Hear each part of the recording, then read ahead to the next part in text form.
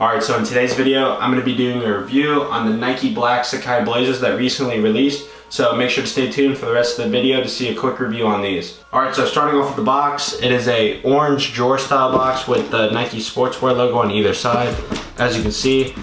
And it says Nike across the top. And then moving on to the label, here's the label of it. It says Nike Blazer Mid Sacai, and then I have a size 9.5 and the retail price, and it says the colorway info right there. Also included in the box is a pair of gray shoelaces that's a different color than the rest of the shoe. So these are a little bit lighter than the black on the shoe, so make sure to keep that in mind. And here's the shoe, just getting right into it. Entire upper is made out of leather, and it's pretty good quality from the feel. Both swooshes are also made out of leather, and the bottom one is gray and the top one is black. Moving on, black eyelets with a gray accent under it, and the laces on these are white and gray. That comes factory lace, but you can also swap them with the darker gray that comes in the box. Toe box is also made out of leather, and it's in that same gray.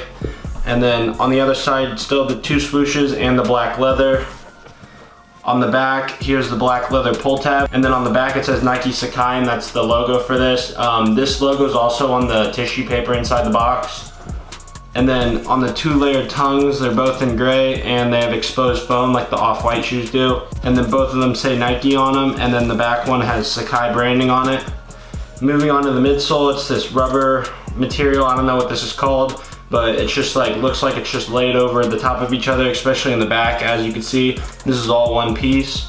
And then the sole is just a gum bottom that looks like a normal Nike skateboarding shoe sole. I don't know what this particular traction is called, but I just know it's herringbone, and this may be on a different Nike shoe, I don't know, so I could be wrong.